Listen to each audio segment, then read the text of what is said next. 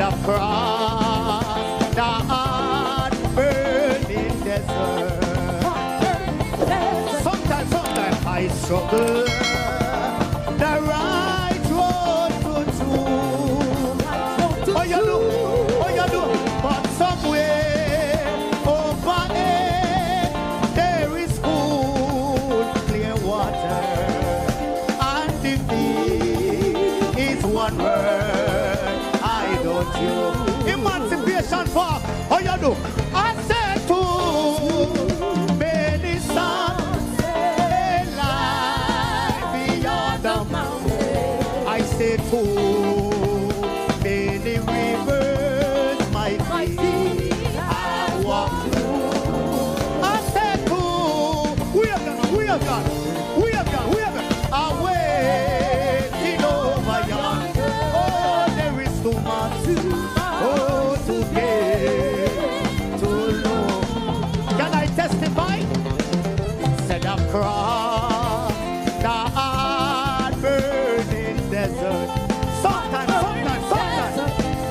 Say you struggle the right road to choose.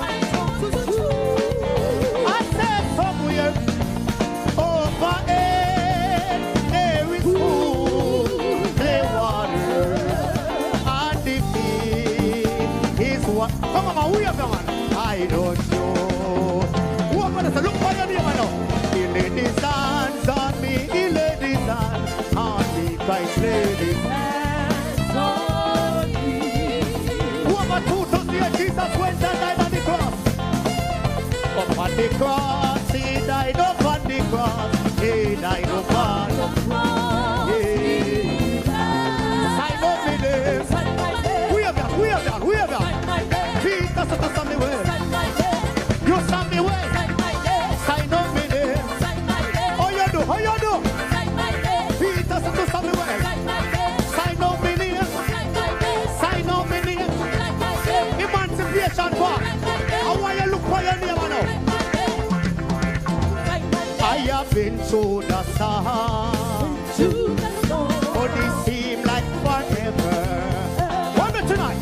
For your night of confusion. Wake up. And been on so long. Can I testify? For your ship has lost hunger. Everybody. For this storm got you gypsy. Everybody do so. Everybody. For your night almost over. Tell me something. He can ride out your storm. Everybody, say ride out your. Ride out your storm. God is there with you.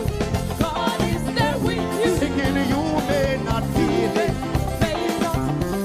Singing you're not alone. I say you're hurting now. For your morning is coming. People, you can hold on to Jesus. Oh, he can ride. You're ready to ride a storm. Ride out your storm. Ride out your storm. What kind of storm? We beg you, Lord. Do so. We beg you, me Jesus. We beg you, me Jesus. Singing ride out your. Oh, God is there with you. How you do? We say you may not feel it. Singing you're not alone. Singing you're hurting now. For your morning is coming. You can hold on to Jesus. Tonight. He can ride out your storm. Oh, me ride out your storm. Me beg you, me Jesus. What kind of storm? You ready to ride a storm? Mama, ride a storm. Everybody. Me beg you, Lord. Me beg you, me Jesus. Me beg you, me Jesus. Me beg you, me Jesus. Me beg you, me. Do so. Me beg you, me Jesus. Singing ride out your. Oh, God is there with you.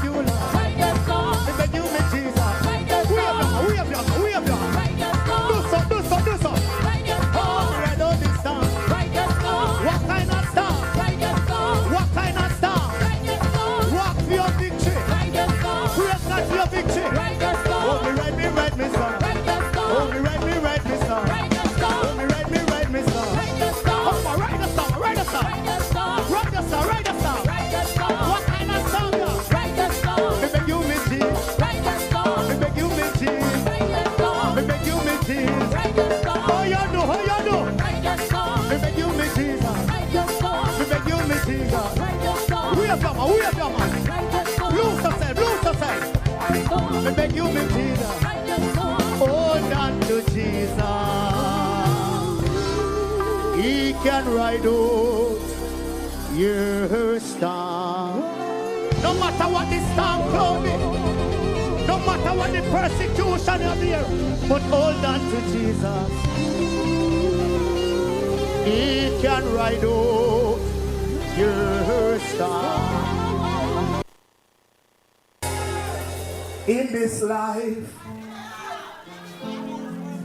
me trial were many. Some of the time them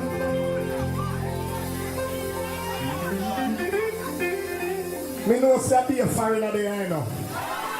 So no go say we couple no go sing it like how me sing it. Here in a feet. Yeah, can't be a foreign people there. Yeah. Me have been Jamaica from my Jersey, so me I sing in the Jamaica way. And sometime me foot them get weary. And it feel like I would stumble. I know them are going to see so. Me know them are going to say fall. But sometimes when my problem come in a fall, you know me know. And it feel like I would stumble and drop a grave.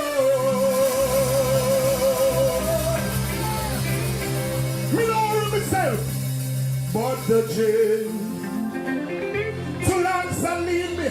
I wish some people that just feel the presence of God tonight. Some people just shout out and walk up your mouth and say, thank you, Jesus. Thank you, Jesus. But the jail to lands and leave me. Put up your hand and say, leave me, Jesus. It's the hand that lead me steady. You see, I won't leap away one heap of some millions, house, car. Nothing wrong with that. Put up on hand tonight and say, Jesus, give me grace. That I would make it after all. Can you walk me a mountain and sing? And after all,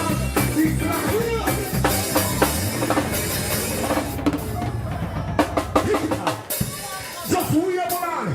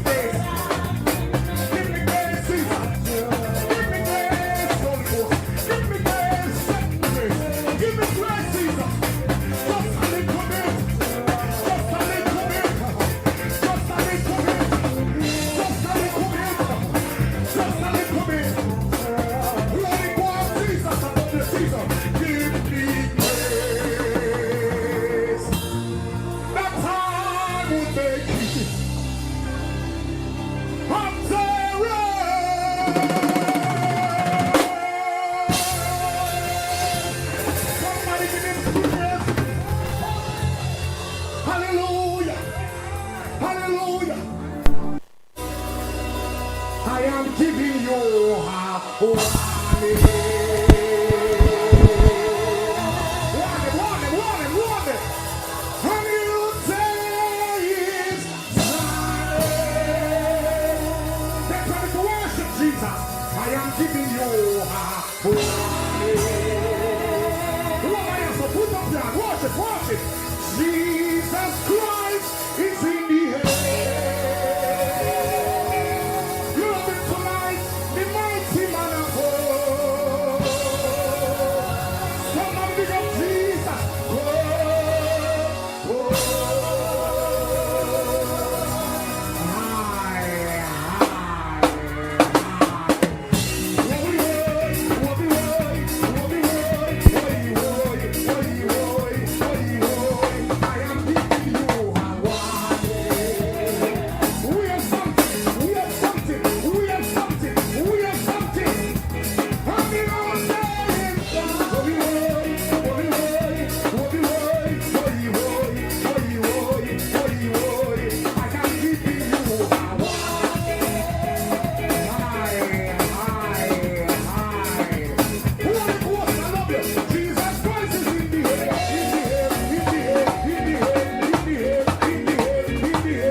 And a good night to you, Grenada, Carriacou. Okay, you see there one time. Yes.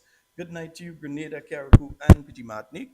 Hope that you all are having a wonderful night tonight. Yes, I know it is much louder on the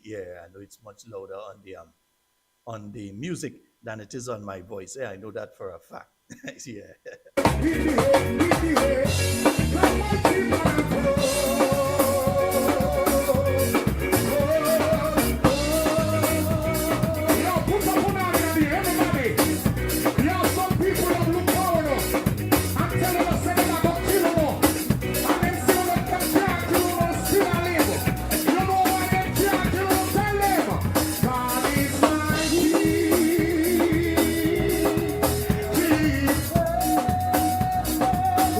Yes, I hope you all have been having a fabulous night thus far. It's always wonderful to be here with you.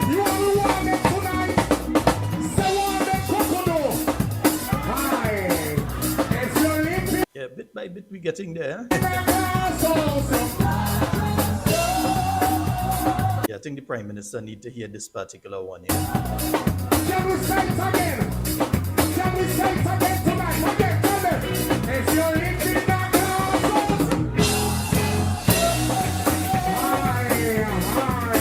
high. Fund them,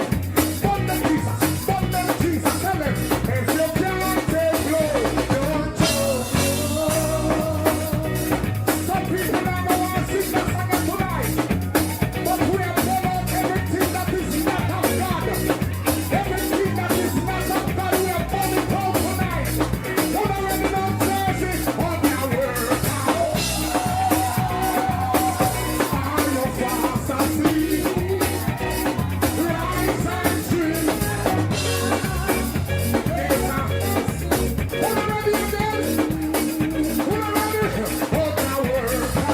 So saying a special good night to all of you joining us via the YouTube, all of you joining us via the Facebook tonight. We can't go over the list tonight.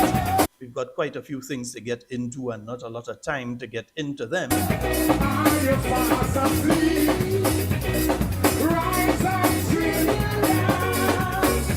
There's a message on you. And already off to a late start tonight. Yeah, you know it goes.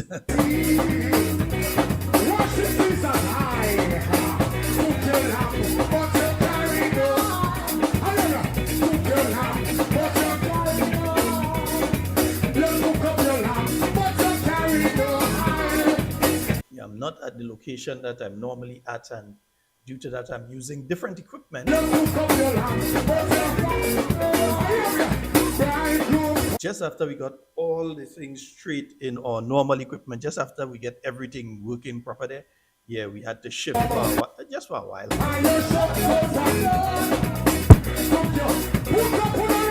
We'll be back to Studio One very soon.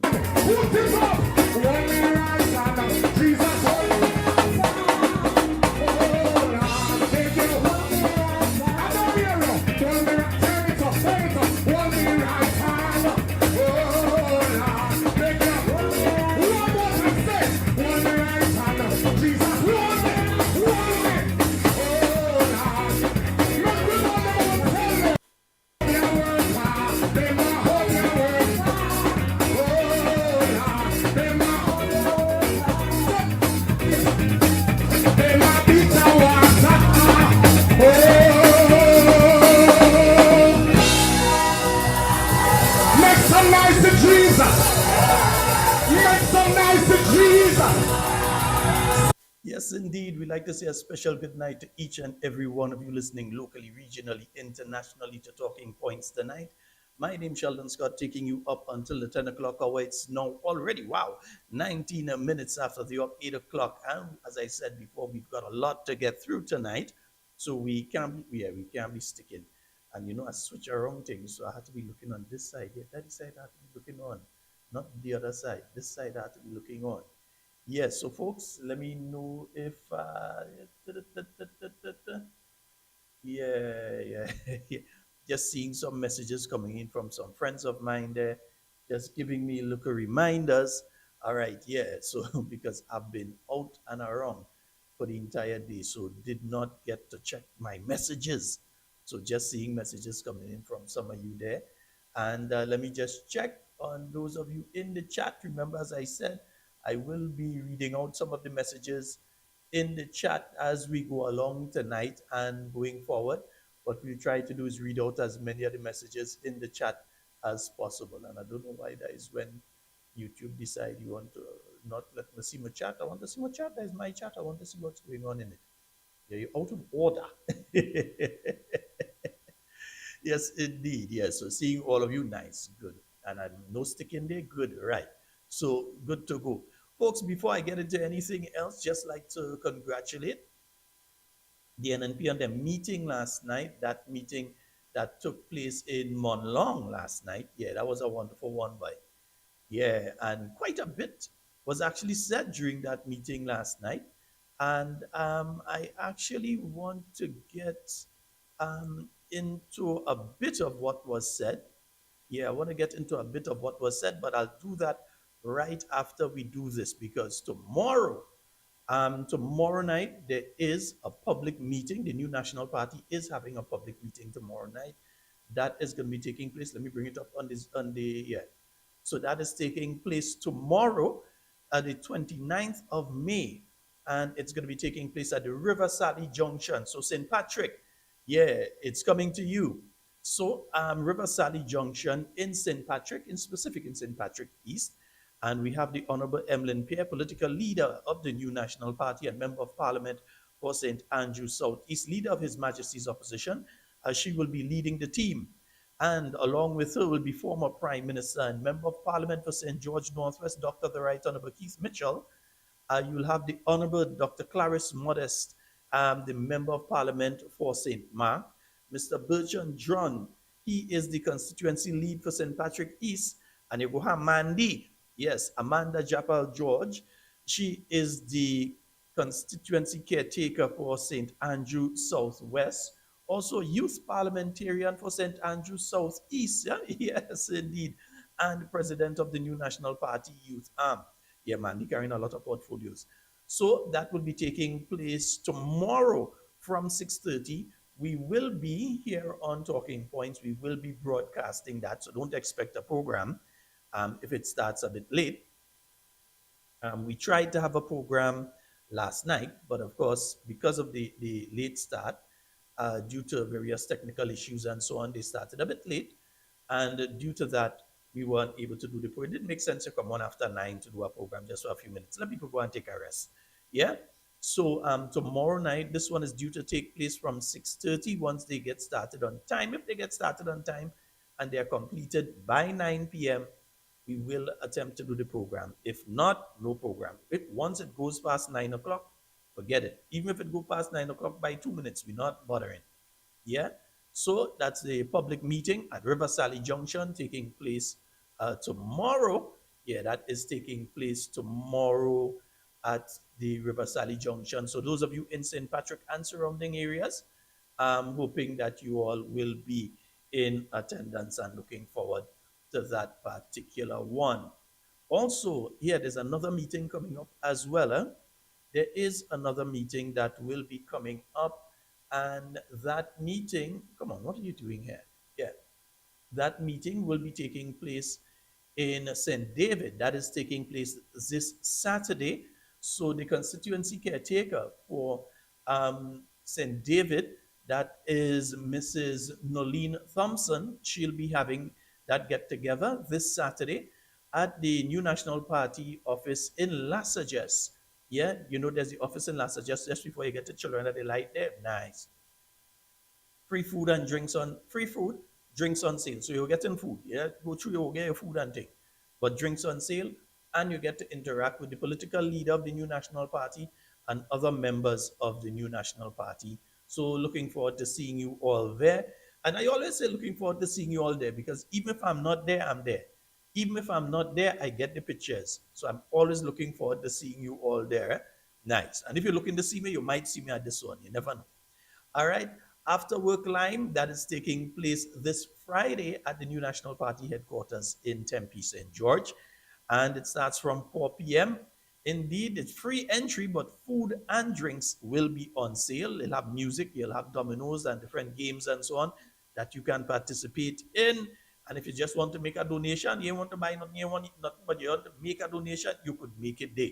All right, nice. So that is taking place this Friday, the 30th of May, the after-work lime of the new National Party taking place at the party headquarters out there in Tempe. All right.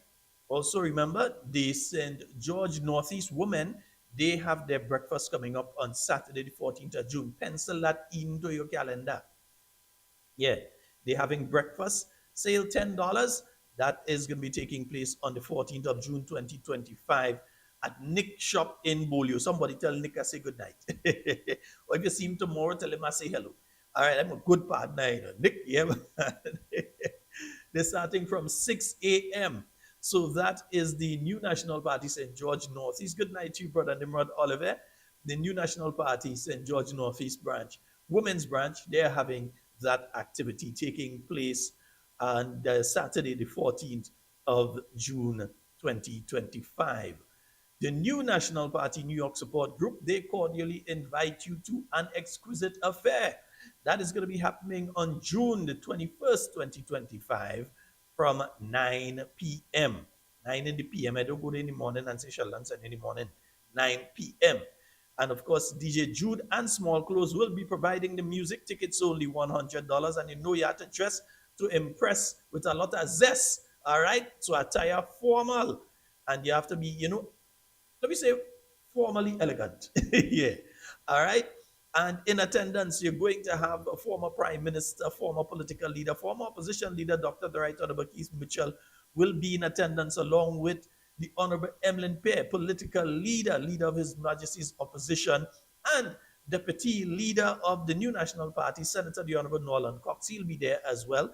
This activity taking place on 1963 Utica Avenue, Brooklyn, New York, 11234. 11234. That's a kind of easy one, right?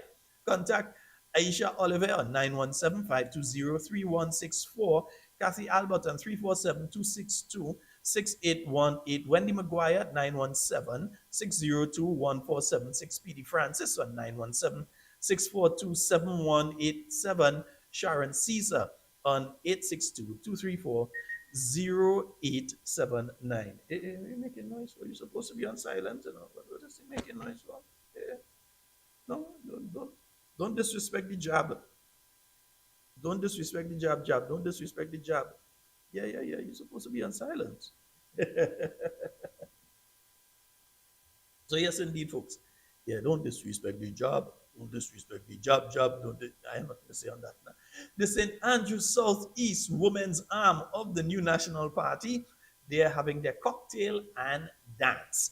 And that is going to be taking place on the 31st of May, 2025 at Mega Sports Bar in Telescope. So that's taking place this weekend. Yeah, that's taking place. And this, is it Saturday? Saturday or Sunday? Saturday. Let me make sure I don't want to say Saturday and it's Sunday. Saturday. Right. Saturday night, 8 p.m. Tickets only $35. I know who taking me yet. Dress code, classy and trendy. And there are prizes for the best dressed male and the best dressed female, as well as the couple of the night. All right. So they're going to have various prizes.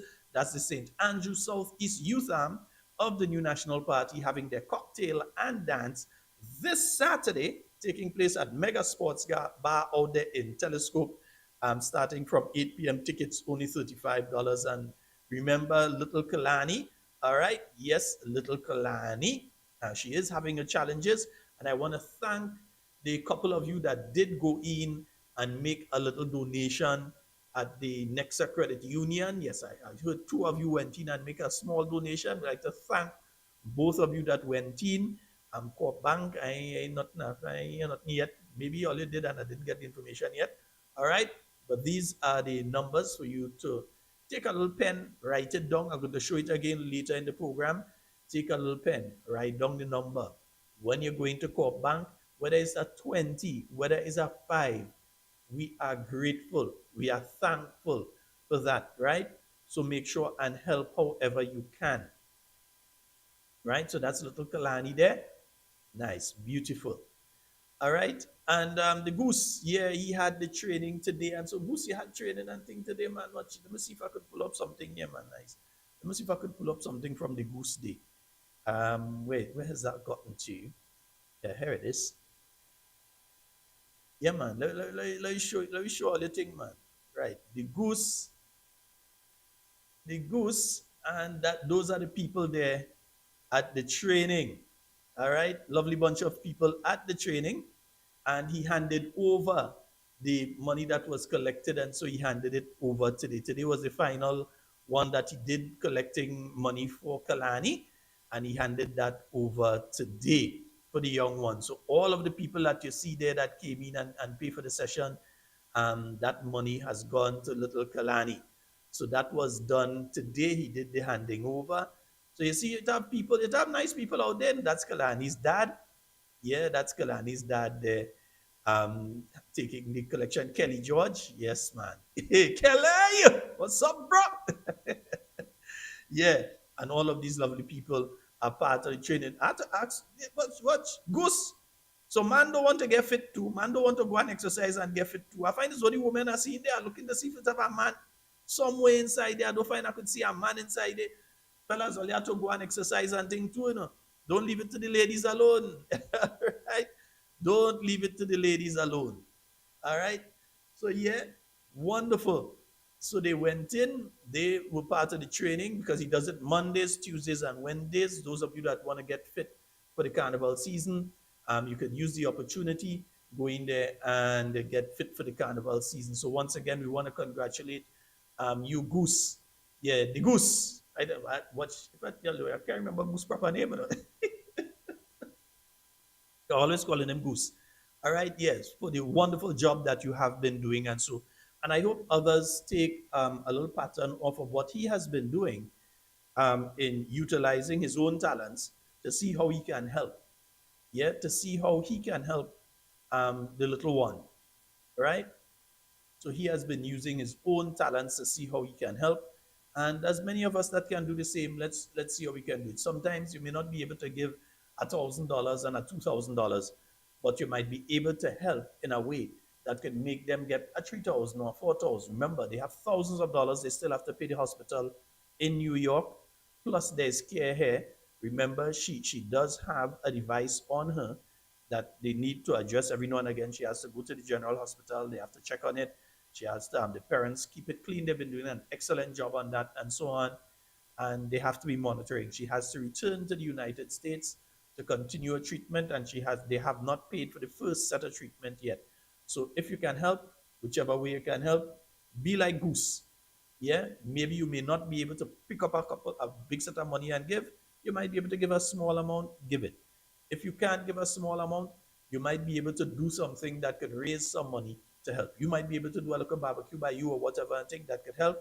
Do it. We have to help our children. Yeah, we ain't letting the devil take with children. We ain't letting the devil take with children at all. We ain't going down that road at all. All right, folks. Yes, and the phone lines are open for those of you that want to call. You can call. The phone lines are open. Now, I do not have the latest information in relation to the situation with the Mary G, that boat that is down in Venezuelan waters. I can say that, as usual, after you embarrass the government, they get off their laurels and start to do some work. So, yesterday, the Minister of Foreign Affairs, finally realizing that he's Minister of Foreign Affairs, contacted the Venezuelans. He contacted their Vice Minister of Foreign Affairs, and so in Venezuela, he contacted them They sent off a diplomatic note yesterday. Remember these people and them, they since last week. But anyhow, sent off a diplomatic note to them. I am yet to find out if anybody from the Grenada's Venezuelan embassy has visited the vessel.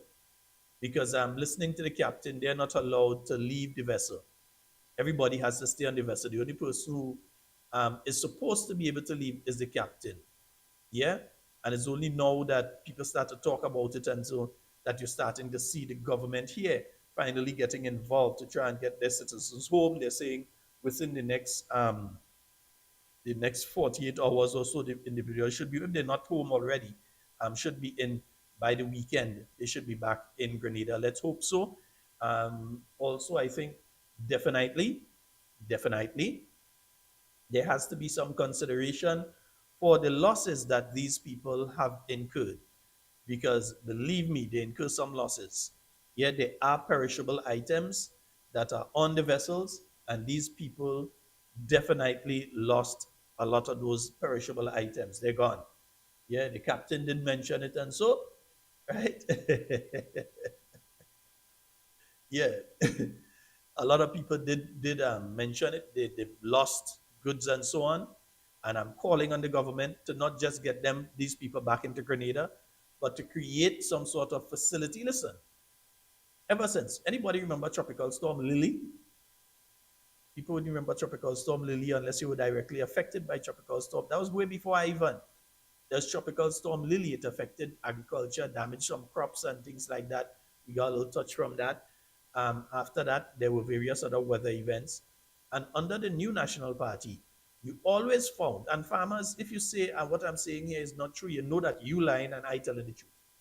The new National Party, according to the severity of what happened, always created some sort of facility to help the farmers, or if it's small business owners, to help small business owners and so on, so that they can have their thing up and operating again.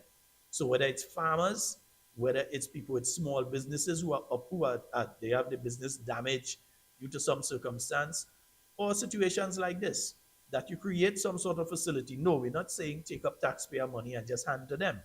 We are saying make taxpayer money more available to them through a facility that their business wouldn't end up closing down. Because these are small businesses. The more small businesses you have, the more tax revenue you have coming into the country. So it's important to help these businesses. So I know the government has not been speaking about that. We on Talking Points are saying here tonight, do it. Yeah? Help the small businesses. Because it is not easy what these people are going through. They're already going through the physical and emotional torture. The economic one is the one to come. Yeah? The physical and the emotional is one that they're going through right now. But the economic one is one to come. So we're asking the government to please look into assisting these individuals financially. We are Talking Points doing that. Nice, right, beautiful. Again, the phone line 1473-440-7377 for those of you that want to call on the WhatsApp. And I saw an interesting set of documents. Oh boy, let me see which one I want to go into first here. Did I finish my promos? No, I don't think I finished my promos, you know. Yeah, I think I have one more promo. Let me run that one more promo, and then I'll finish. Then I'll get into my first. For more information, contact We Noise TV at 929-445-4463, or you can email us at wenoisetv@gmail.com. We Noise TV, the leading streaming provider. Anytime, anywhere, any screen. Access to your favorite HD contents with prices as low as ever. Choose from monthly, quarterly, or yearly payments. This worldwide service is flexible for you to keep up with all your favorite programs, shows, movies, and local programming from home no matter where you travel to. Worldwide TV channels right at your fingertips wherever you are.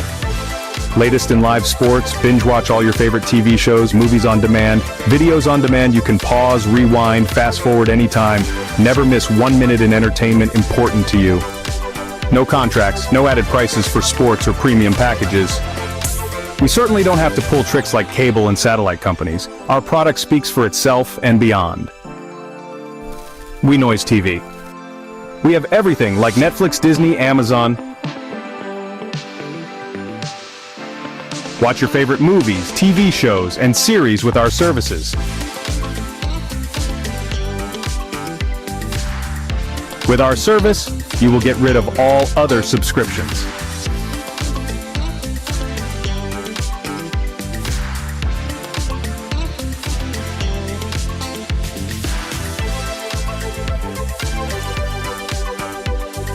For more information, contact We Noise TV at 929-445-4463, or you can email us at wenoisetv@gmail.com. For more information, contact We Noise. Yes, indeed, folks. So yes, remember, you can contact We Noise TV for more information in relation to that one. I know Wade somewhere listening there tonight. I know if he out fixing a system or putting in a system or whatever, but I know he's somewhere out there tonight. So the first one I want to get into tonight is from last night's meeting. I want to play a little piece for you from last night with the Honorable Emlyn Pear. Brothers and sisters, with all that is, and I said it a few weeks ago, there's a reason that they want to call the general elections. They want to use the current system that is on life support. The system that is crashing ever so often, that is what they want to use, because that's the system that have the CBI registrants. That's the system that have the people from the diaspora that were brought down to register. So they want to use that system.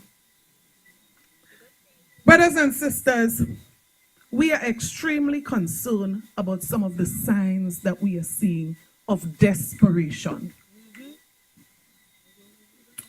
Now, I cannot understand, it beats me, I cannot understand why this administration is using persons to encourage persons who receive citizenship through an investment program to register to vote in this country. I cannot understand it. The law is so clear, but apart from the law, your moral conscience must be telling you otherwise. It cannot be power by any means. But brothers and sisters, besides that, we are saying we cannot understand why this administration abandoned the process to get a new registration system through sole sourcing because of the urgency and the need to protect our democracy. This administration is dragging their feet on this process. And I know for a fact they are doing so deliberately. They have a plan. They have an intention. But the people of this country, I believe, they have a plan too. Amen. And they have a bigger plan. They have a bigger plan than the plan of the National Democratic Congress. So I say to us, let us remain focused and vigilant. Tonight I want to say to you, I've told you before that I wrote to the Governor General as it relates to the participation of a registration officer in open political activities. Tonight I wish to say to you that I received response, that the matter was investigated. I have seen the report of the officer in question. I've seen the report of the supervisor of elections. Brothers and sisters, I have seen the action, the written note of the action and intention of the supervisor of elections and the Governor General. An action which says that they are going to do two things. One, to put a note of discipline in her file, and two, to warn her of her behavior.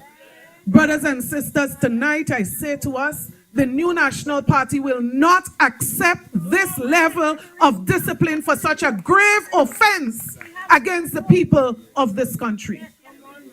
And so I've written to the Governor General asking that this letter and this decision be reconsidered.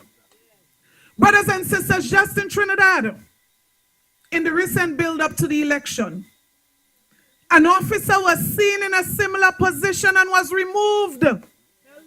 Because you cannot have someone who is so biased presiding over an initiative, an activity, a process that is supposed to be so fair and transparent and without any bias. Brothers and sisters, we are not going to accept this. We are not going to accept this because we would not be comfortable with any results or any decision that is taken in Carriacou as it relates to the elections with this individual presiding over it. I say tonight, I await the final response on this matter. Brothers and sisters, as I close. Yes, indeed, folks. So there it is. You had it from the political leader of the New National Party speaking on the issue of electoral reform in Grenada. Now, we have a situation, and that's why I always say, mind we business. I'm taking pattern from the political leader. She always says, don't lose focus. Yeah, it's nice and okay to say the Prime Minister say this about jab now, and he talked about jab last time, and he say thing, and while you're focusing on that, certain people are in the process of stealing the election before it takes place. Certain people are in the process of conducting illegal activities that can cause the New National Party to lose the next general election. And we know that ain't no way in hell, under normal circumstances, with a free and fair election, that the NDC will be returned to office. We know it's a one term and not even a full term. Right now, part of the term amputated. So they intend to call the general election. You have a situation where there are folks going in to register, and when they go in to register, some people who may be in the process of changing where they live. You may have been registered in St. Andrew, but since 2022, you've been living, let's say you're living in St. Paul's. So you decide to register where you're living. You don't want to have to go up to St. Andrew to vote again. You also have those where some of the young people have been gaining the age. They are 18, or they gained 18 last year or year before, and they didn't bother to go and register. Now they see these nice, vibrant young people that the New National Party is engaging as caretakers for the constituencies and so, and they decided to get registered, go to register. They can't register because the system keeps breaking down again. The electoral system we have in Grenada at this point in time is outdated. Let me repeat, in case you didn't hear, those of you at the back who were talking at the point in time. The electoral system that we have in Grenada at this point in time is outdated. The company that system was procured from no longer exists. The company has closed down a long time now. The company no longer exists. And for those within the NDC that like to play the game, blame game, and want to say, well, it's NNP that had the, no, don't go down that road, because it was not the NNP. Remember, the electoral system was adjusted in the years 2009, 2010, around that time there. Nice. NNP wasn't in office. So we did not procure the system. Yeah? So the system has to be replaced. In an instance like this, sole sourcing is allowed. In other words, you could just go, you see this company, you don't have to go and put it out and say, well, we're looking for how much companies to do it. You could sole source it, yeah, according to the rules, the fiscal rules and so, because this is an urgent situation. Because you have people every day turning 18 who need to be registered, and constitutionally, you cannot and should not, under any circumstances, be denying those people their constitutional right to be registered as an elector in the state of Grenada. Because while that is happening with our children, yeah, our nieces, our nephews, our brothers, our sisters, while they are turning 18 and unable to register, you are seeing people popping up on the list who recently became Grenadians, who only became Grenadians through citizenship by investment, who the ruling party has people encouraging them to register as electors in specific constituencies. People who may have only briefly visited Grenada just to collect their passport and they're gone. But they are now on the voters list. Meanwhile, your child, whose neighbor Shrinkberry here in Grenada, cannot vote because when they go to register, the system down. So the system, the list has to be cleaned, which means that all of us, every one of us have to take responsibility. Because if this thing goes wrong, it's all of us to blame. All of us. Don't look at the political leader and look at the constituency caretakers and blame them. You to blame. Because you are the ones that should be looking at the addendums to the list. You are the ones that have to be going through the list carefully and identifying all those people you do not know. Again, don't just look for the strange names. You see another Sheldon Scott, try to find out who it is. You see a Dave Thomas or something, yes, it looks like a name that a Grenadian might have. Double check, who is that Dave Thomas? Because you might just find out it's somebody from the Crimea that is registered in Grenada and has changed their name from Frederico Blodjovic or so whatever it is to Dave Thomas. Yeah, so you need to put a face to every name on the list. And that is what you've been finding. That in order to cover this, you have situations where people have actually been changing names, which the CBI in Grenada does allow. So we have to ensure that we go over the list. Do not let the words of our political leader fall on deaf ears.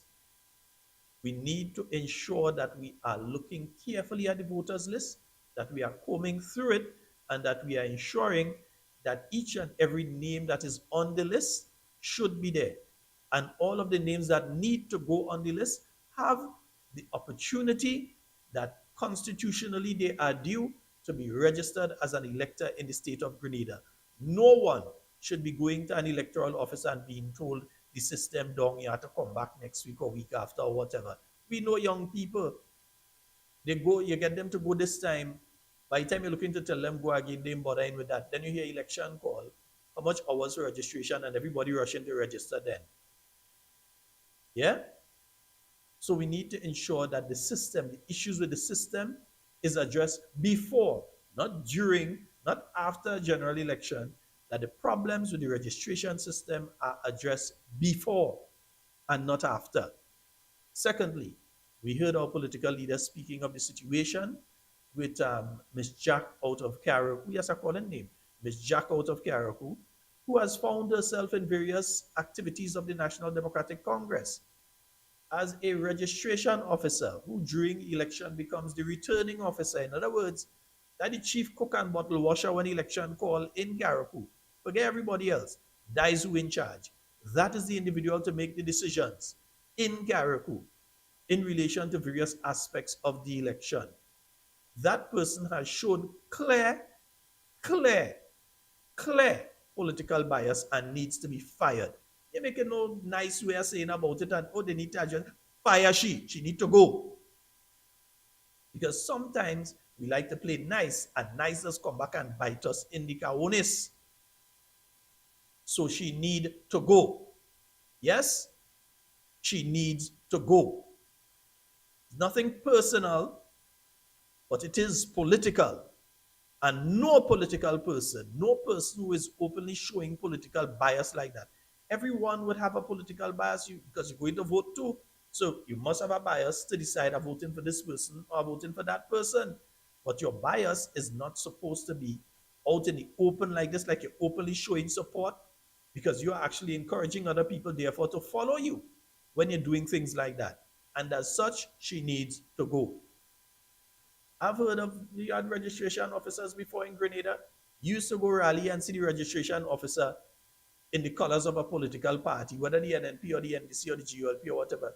You used to go any rally and see the registration officer lineman in rally or up front, and the NDC knows that what is taking place is wrong because they have removed her picture from the set of pictures that they have on their website. They have removed her picture. So they have acknowledged that what is taking place is damn wrong. But you're not hearing their voices in relation to it because they believe that with her in place, They stand to benefit. I do not trust it.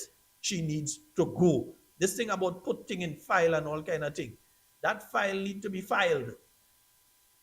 Yeah, she needs to be removed. You cannot have a situation, and I'm forceful on this. She needs to go. And it's not a situation that in the islands of Carriacou, you have absolutely nobody else that can carry out those functions. You have many people that can carry out those functions. You have elder people, you have younger people, you have middle-aged people, you have many folks on the islands of Carriacou who can carry out those duties. Madam Governor General, with all due respect, fire that. She needs to go. Mr. Supervisor of Election, you have a responsibility. History will not be kind to you and Madam Governor General if you allow this wrong to continue. You all have the power to correct this wrong. And if you fail in your duty to correct this wrong, constitutionally, you have made a situation in Carriacou where there is open bias on behalf of a person who is in charge of the electoral process in Carriacou and Pitimaki, who has significant powers on election day, even before election day, to set up things, and has significant powers on election day that can shift the thing one way or the other. As such, they need to go. Vex, this is the own, the truth is the truth. Who don't like it, bite it. 440-7377. You can call us on the WhatsApp 1473 440-7377. And I think I have the wrong thing open here. Just make sure I have the right thing open now. Oh, you're stuck. That's what's been going on with you. Right, yeah. Let me make sure, yes, you're connected properly. Right, so folks, yes, if you want to call, you can call at this point in time. So that's the one on electoral office and the situation with the electoral office. One, the electoral system, because even before the 2022 general election, we're already in the process of starting to get that system changed. And after 2022, it seems as though everything stopped in relation to that. Leave the old system there, we could use it still. No, you're in 2025. Yeah, the last I heard, it seems as though you have somebody who is operating from home that doing this thing, that updating the system and all kind of thing. We have a caller online. Hello, good night. Good night, Sheldon. How are you doing? Yeah, I'm quite fine. Go right ahead. Yeah, Sheldon, I agree with you 100%. The person in charge of the electoral of the registration office in Carriacou, they need to go because you know everybody has a bias. But when you portray yourself to the wall and to the public who you are, dress up in a yellow jersey in an NDC meeting, you cannot be there. And supervisor election, the governor general had to get a person. Oh, they need to go. Right? She need to go. We cannot have her there. And I I don't know if the support Governor General the want a couple hundred of us to take a placard and come in front of she pays to come and tell her that it has to do. Let's don't go that direction now. Just move forward. yeah. Because right Yeah, now, she, yeah, she has moved. let me tell you, brother, I tell the mood right now, when it comes to these things, that I am ready to move. You see the talking? I'm done with talking. I'm ready to move. Exactly. If I have to take Yeah, 15 focus on buses of that. people and come down with the placards and say that she Yeah, has I to agree. go to let you She have to go. understand the severity of this Eh? issue, we will do it. If we have to make But sure if that you at every public appearance we have people protesting to ensure that it happens, we have to do it. But Mm. this cannot be And allowed to I continue. reject that. Brother Shem, I reject that. Because you cannot have somebody portraying themselves to the wall and who she is and who she support. I that I will still want to be in charge of an election thing in Carriacou and Pitimati. Right? Okay, that is wrong. Brother Shem, when I analyze this government, you have two men within NDC, like father and son. The son committing so many corruption, and the father giving his blessing and blessing to the son, to give him a medal upon his shoulder. that will continue the corruption. When you have a man that become a minister with so much baggage and in his closet and money that should be going in Ministry of Housing to do the housing to build up your house, you go into MIT ministry. Which the prime said, no, this person is a corrupt person, a person that continue to average the right bong check, and you put in more money in the bad person ministry. And the allegation that we hear outside there concern that ministry. And let me say And this: it's, that's the prime. we're not asking people if there's corruption in the Ministry of Mobilization, Implementation, and Transformation. We are telling the nation there is rampant Yeah, corruption in that so-called ministry. rampant there in that Rampant ministry. corruption. You like And to call people all kind of thing, but when it comes to you all eyes just close and you all mouth the zip and your ears just full of our wax. There is rampant corruption in MIT. MIT and Prime Minister say I have no problem. And this is the Prime Minister right hand man. This is the person that you have as the acting Prime Minister whenever he leave the country. Right? So you as the Prime Minister, you know that. You know the man simply come in politics, he corrupt. And you have him as your acting Prime Minister whenever he going out. So the current Prime Minister is Starboy starring in that, and his son is the crook committing the most corruption, and the Prime Minister see nothing wrong with that. Let me just say Brother, this though. There is, and I believe Miss Jenny Simon has done it. There are yeah. various documentations that have been made and representations that have been made to the Integrity Commission in relation to certain activities at the MIT and other Mm. things. We await to hear the Integrity Commission's report in relation to these. We await to hear what investigation, if any, Mhm. is taking place Yeah, and the reports. yeah. You have to do something. You have to do something because in theory you have to start. But see, we as people that they're in the committee, and there are people they have integrity. I don't we go put someone like a fraudster to put in another member of the committee, integrity committee. So I call upon the people there, the people that are on the committee, maintain your integrity, do what is right, and don't let no one make you to do what is wrong. Because when someone make you do what is wrong, right, for them, that person will come back to them to our police guard and you say you are a man of the integrity and what you are allowing. So if people on the integrity committee stand for the right corruption, and deal with the corruption and maintain your integrity. But I shall have a blessed night. All right. Thank you very much. Yes, indeed, folks. 14734407377. And sometimes I let us feel I forget things. I ain't forget. Now, just last week we got information that the Princess Alice Hospital, they didn't have the catheters and so on. So they're on the way. All right, Nurse Wendy has come through first. They are on the way. All right. Yeah, you see, she had pile of them in a box there. Right. Yes, they are on the way. They come in. So nurses, doctors, etc., at patients at the Princess Alice. Yeah, we know the one or two they rush and they give holiday that we done just now. We have more coming, talking points to the rescue. Yeah, we helping. Yeah, we ain't just talking. We making sure and do what we have to do. Them others are just talk. We don't have time for that. Time for action now. Talking days done. Time for action in relation to things. Yeah? Nice. 14734407377. Let me give someone else the opportunity to call just before I go on to some other issues here. Because believe me, I have some issues that I have to deal with tonight. I know I'm going up a little past 10 o'clock for sure. Yeah? I know for sure I'm going a little past 10 o'clock tonight. When you have the Prime Minister making statements like, let me see this one. Yeah, I'll follow something with the Prime Minister there. Let's hear. From nothing we're doing, right?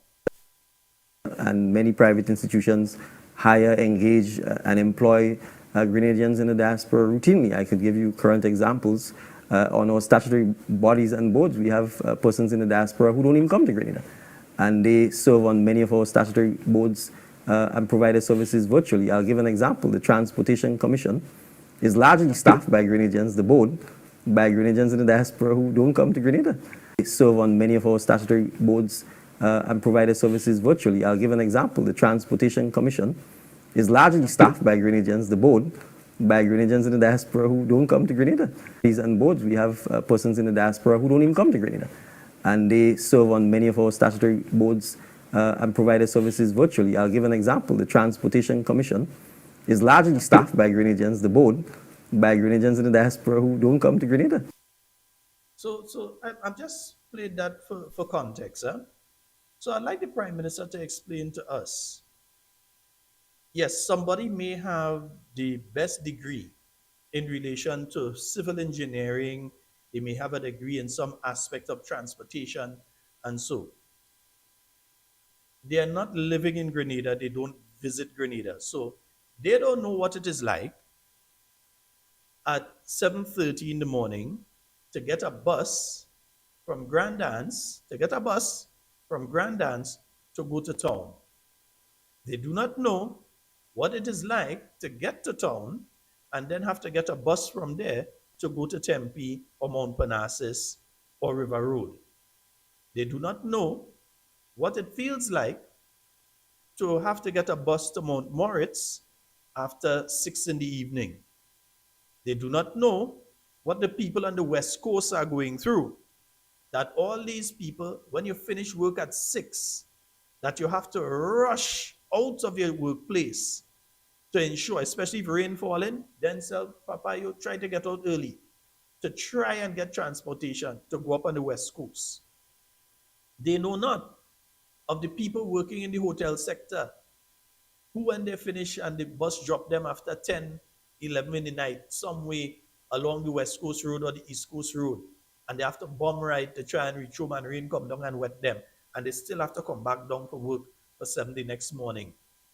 You know why they don't know about that? Because they're not here living it. I'm not saying that you can't have 1 or 2 people on the Transportation Commission who are Grenadian, but they're not based in Grenada, who would be able to offer some guidance based on the systems that they're working with wherever they are, or based on their experience working other places. I'm not saying that you cannot have people, but you're saying that nearly the whole transportation board and you're boasting that these are people that doesn't even come in Grenada.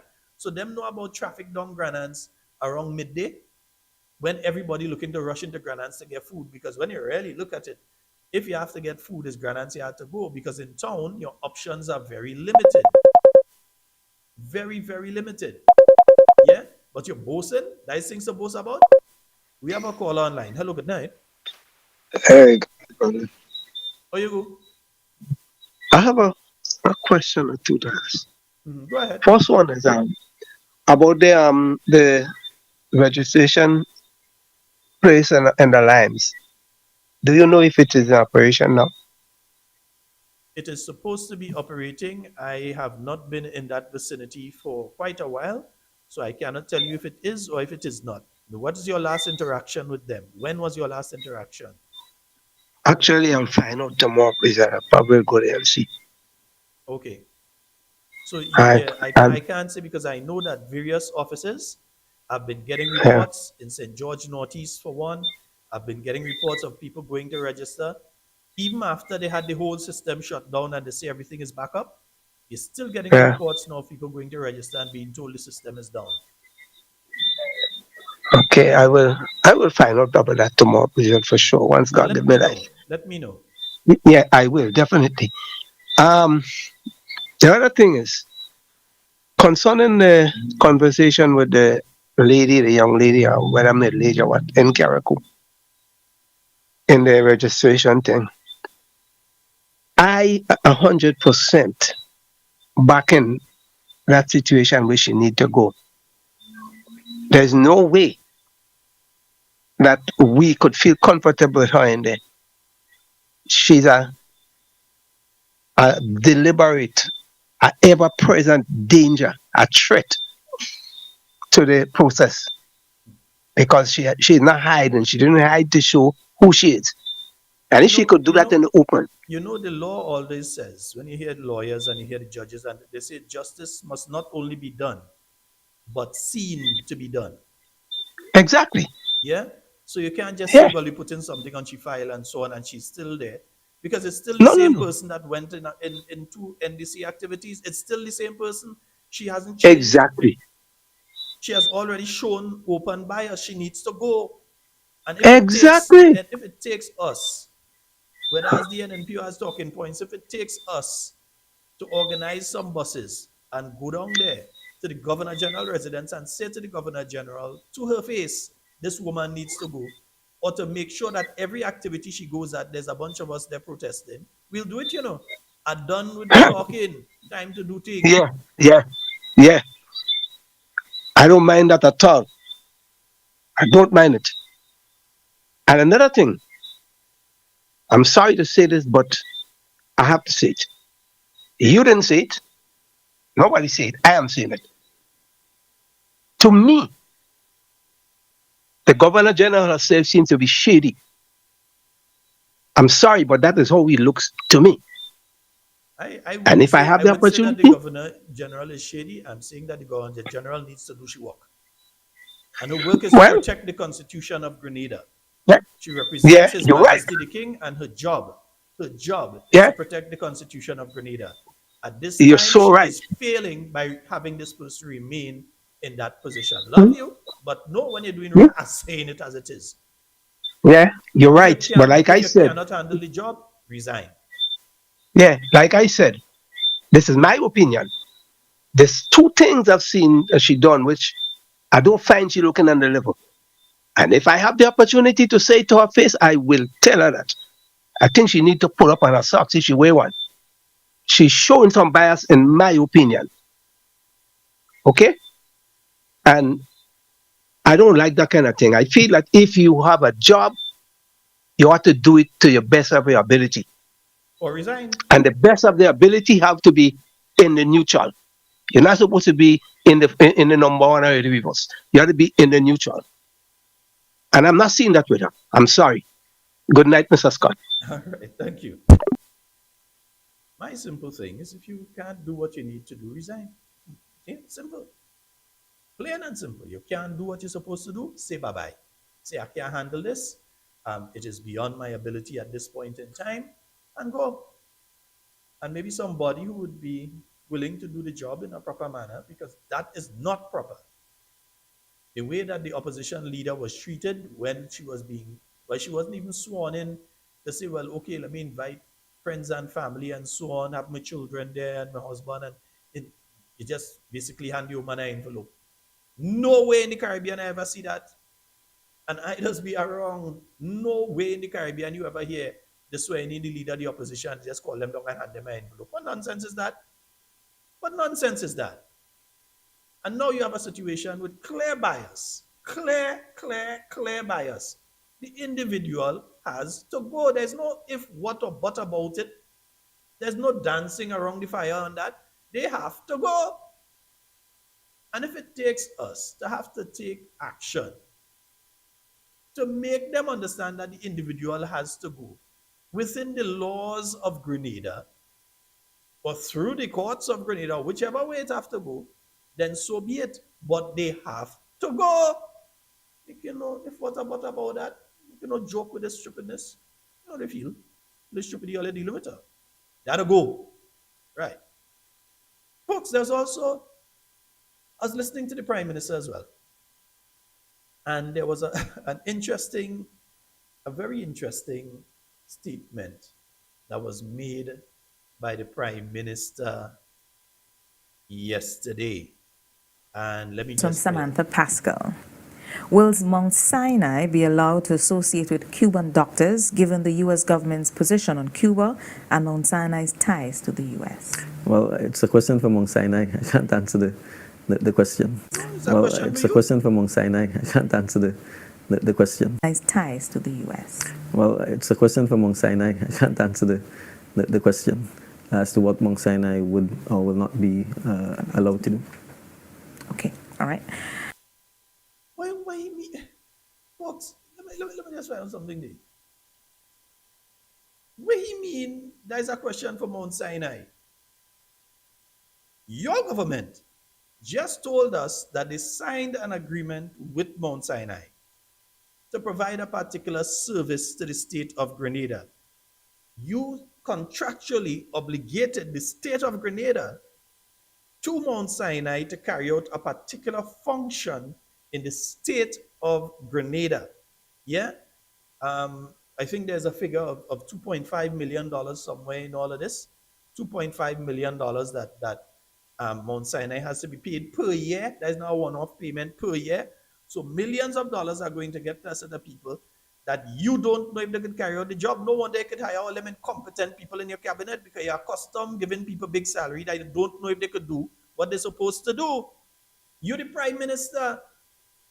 This is being hailed as one of your big thing and all you're doing this and all you're doing and you telling me that how you don't know is Mount Sinai. How you mean you don't know? How you mean? Watch out, sorry, I don't have my normal music with me tonight. You know, I play, I don't know. You understand? Because that is absolute nonsense.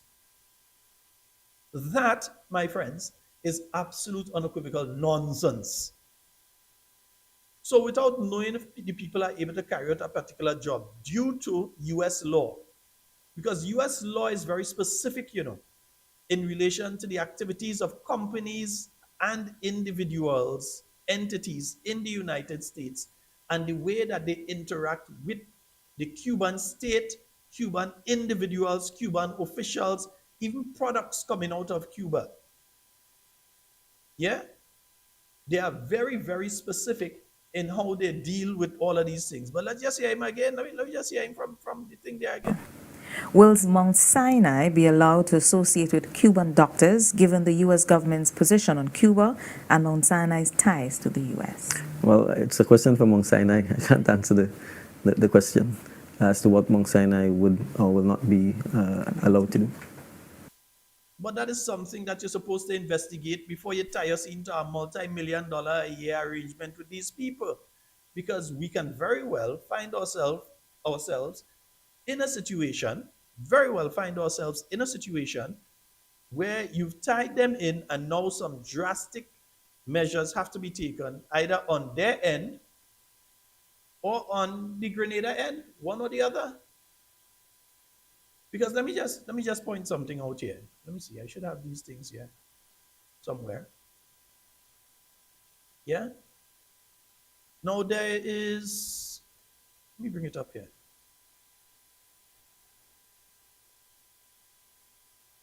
There are various laws in the United States that speak to things. And let me just say this so that the people who usually tape on behalf of the Prime Minister, I don't know what they're taping for because the thing does be there anyway.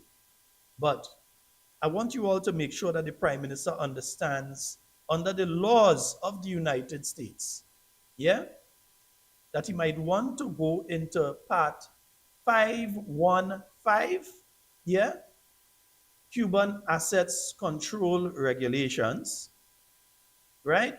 And he may want to go through all of this thing you see here. They may want to read through that very carefully. In fact, I would advise, let me repeat, I advise in this capacity, that Mount Sinai get a U.S. lawyer that understands all of this, because I'm not a lawyer. I can't understand it in the context of how a lawyer might understand it. But from what I am seeing there, it bars Mount Sinai from carrying out certain activities with people from Cuba, even if they're working in another country. It bars them. Yes, we understand when it comes to medical experimentation and that sort of thing, there is some leeway. But even when it comes to those particular areas, they have to, you see, all of this is, when they talk about sanctions, all of what I'm pulling through here are the various sanctions that the US government has on Cuba, you know, all of what I'm pulling through here. These are the various sanctions and different aspects of the sanctions, exempt transactions and so on. And while they do speak about medical and so, the Mount Sinai has to get the okay from the US government to be able to do anything that they have to do that involves Cubans. They can't just decide they're doing it on their own. Yeah, there's everything. Entry of vessels engaged in trade with Cuba, restrictions on loan, credit, and financing restrictions. There are a lot of things here that they need to look at. They also need, yeah, to go into this because, and I'll tell you why they need to go into this. Because I'm trying, let me see if I could find this section here. Not terrorist activities. And this is Title 8, Chapter 12, Subchapter 2, Part 2. The reference is 1182. And that's the US, under the US codes. Now, under Section C here speaks to foreign policy. This is what the US, Marco Rubio, the Secretary of State of the US, this is what they were referring to. Section C of this particular law is what they were referring to recently when they were saying that they would revoke the visas of all government officials who are involved in working with the Cuban medical brigades. Because the US government's position is that the Cuban medical brigades are forced labor. I don't agree, but that is what the US government is saying, that they believe the Cuban medical brigades are forced labor. As such, any government that utilizes the Cuban medical brigade, in their view, they ain't sending no American brigade, but they're saying what we should do with the Cuban brigade. Anyway, they are saying that any government that involves themselves with the Cuban medical brigade is therefore involved in forced labor, nearly basically slavery. Yeah, that these people are being sent and then all the money for them have to be sent back to the Cuban state. That is what the US is accusing. I'm not saying that is what is happening. The Caribbean countries have a different perspective because without the Cubans, we won't have a medical system anywhere in Grenada or the Caribbean. Now, taking all of that into consideration, that is why Marco Rubio has been saying under Section C here, they're going to use Section C to say that they're going to revoke the visas of all the people because they are involved in something that goes against US foreign policy. And US foreign policy deals with the various embargoes, etc., that have been placed on Cuba.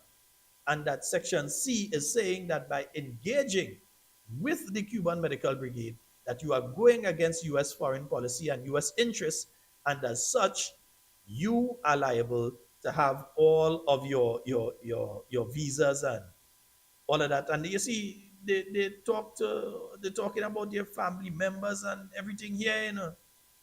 Yeah, all of that. Yeah. There's also this particular law that they need to look at here. I'm trying to remember the exact section on this one. But yeah. Adverse foreign policy consequences and so all of that. So I'm saying that for the Prime Minister, who is a lawyer, me and the lawyer, the Prime Minister, who is a lawyer, to say that he's unaware, especially being the individual from Grenada. Let me just repeat this one. Being the individual from Grenada who went to Washington, D.C., who met with Marco Rubio, who I am absolutely 1,000% sure was told at that meeting again about the Cuban Medical Brigade and the operations in Grenada. So he knows for a fact what the U.S. position in relation to this is.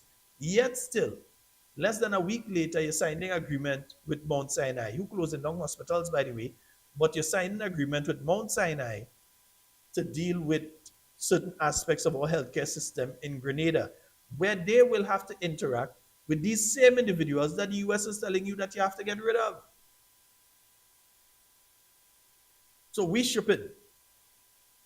You're telling us you don't know. Well, maybe I know to call the Prime Minister stupid. I think he's a stupid guy, but my goodness, man. Because something is definitely wrong with that picture. Something is definitely wrong with that picture. You can't tell me that you don't know it's up to Mount Sinai. You're not supposed to sign any agreement then. Because you, to protect the Grenadian state, so don't find us having to spend money for something that the people can't end up doing at the end of the day. So next thing, we spending money on them to do a service that they can't do. To provide a service that they can't. We cannot allow ourselves to fall into that situation. You cannot just be loose with this situation. You're supposed to go through all aspects of it. And again, the Prime Minister himself is a lawyer. He himself is a lawyer. So what excuse? What excuse? We are listening. We have been listening to what the US government has been saying in relation to this issue for the past few months. Since February, they have been saying, and I showed you all, if what you are doing goes against, let me pull it up again. If what you are doing goes against US foreign policy, yeah, if it goes against US foreign policy, they can decide that they're going to sanction you. They're going to sanction. And again, don't think it's just the MPs. It's the MPs and their wives or their husband or the children. Yet even if they have children who are in the United States, they could find themselves being sent back. And you already see what's happening in relation to students who are studying in the United States at this point in time, and various moves that are being made by the Trump administration in relation to those areas. Yeah? So there are situations that we can find ourselves in. This whole Mount Sinai thing has not been properly thought out. It is simply being put there as a scheme. It's being told to people, yeah, so everybody feel we're doing something, because when they have done their polling, they recognize that when doing their polling, that healthcare is a major issue for the people of Grenada. So they're trying to just give us flash and flam. Meanwhile, families dying, people dying. You have a call online. Go right ahead, caller. Hey, bro, good night. Good night, my brother. How are you? Hey, man, our cunning Prime Minister just give the Cuban doctors Grenadian passport already and make them Grenadian. So nothing to worry about. They'll be good. That wouldn't even work, because the situation is still the same if those Cubans are sending money back to Cuba with or without a Grenadian passport. If they're sending money back to Cuba, it does not cover them. Well, you have to work it out with his cunning smile, or if you want to give Mount Sinai the ability to rule the whole of Grenada. Because if Mount Sinai is the one to make the decision to say whether or not they could work along with them, that means you say give up. Well, as somebody just messaged me and said, it seemed the Prime Minister basically telling us that he just give the hospital to Mount Sinai. Yeah, it's their business. So he had nothing to do with it. Because I am telling you, for sure, yeah, I'm telling you for sure that the US government will not simply sit and allow Mount Sinai to work along with any Cubans here in Grenada or anywhere else. They will not. Yeah. Well, I think when he came to Washington, he should have negotiated with Rubio to get some doctors done. Try to negotiate and get some help instead of putting his tail between your leg and walk away. And I tell Yep. you this. Anyway, you don't talk, my brother. You have a good one. Yes, take it All easy. right. Have a great one. Thanks. Yep. Okay. All right.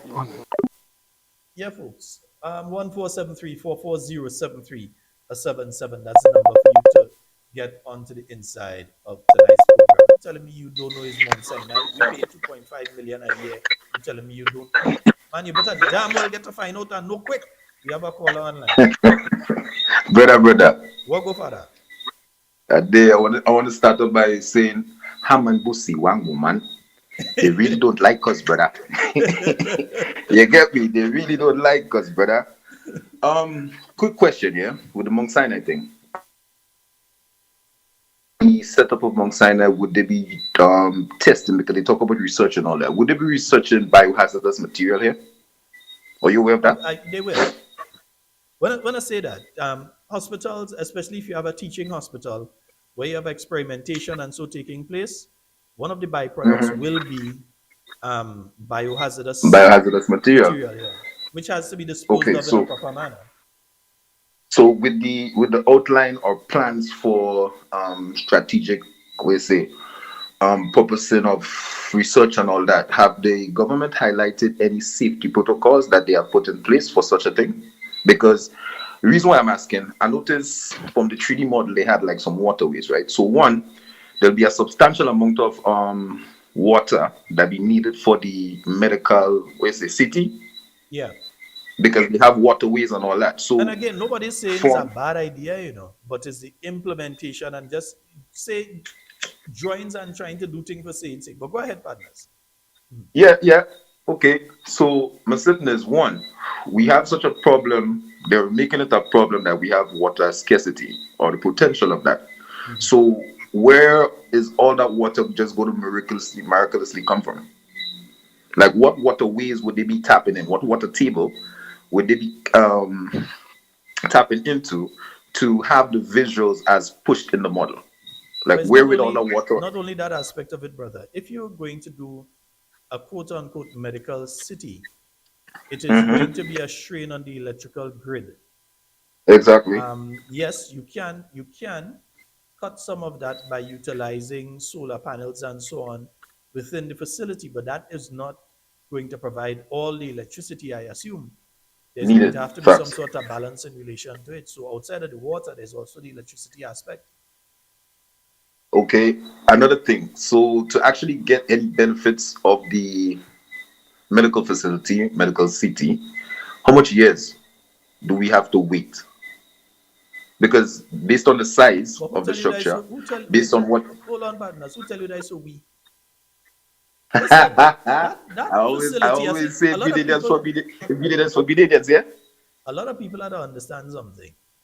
I do not believe this facility is for the average Grenadian. Number one, it's going to be cost out of our access to our pockets, especially Check. with Mount Sinai running it and doing the main thing behind it. And so government has their part to play in it. I believe if it continues without us having a national health insurance in place, like similar to what Turks and Caicos and some other islands have, because with Turks and Caicos, I've known people that had to do cancer treatment there. They can't do it in Turks and Caicos. The government would fly them down to Colombia or to Miami or wherever. They do the treatment in those places, and the government provides funding under an insurance system there. They True. give you housing, your housing for your relatives, different things like that, right? So those are different aspects of the Turks and Caicos model in relation to health insurance. Okay. When it comes to Grenada, we have no such thing in place. So even though you may have the best equipment and the best doctors and everything at the quote unquote teaching hospital, the average Grenadian, the 67-year-old who is out there that realized that the prostate in problems, does he have access to it? He doesn't have any Good. health Yeah, insurance. facts. Does he have access to it? Do the parents Facts. of young Kelani, both young folks, Facts. and they have their 4-year-old, does she have access to it? Yeah? And under what mechanism would the average Grenadian be able to have access to it? Again, Access nobody to is saying what that service? is a bad idea. Nobody is saying not to do it. But tell Grenadians what are the real benefits and the accessibility to average Grenadians in relation to that. Tell Well, us what is the situation. to be honest, Fadu, right now, I personally think it's a bad idea. Reason being, we have situations that need to be dealt with right now. The hurricane season is fast approaching, right? It's supposed to be an active one. It's scheduled to be an active one. They haven't been. I've seen some photos of designated places. The administration has said okay would be like shelters, but even in the photos, you're seeing cracks in the walls in these photos. My friend, I don't know if you've paid attention to it. remember, a shelter went down in Carriacou. I went down to that area.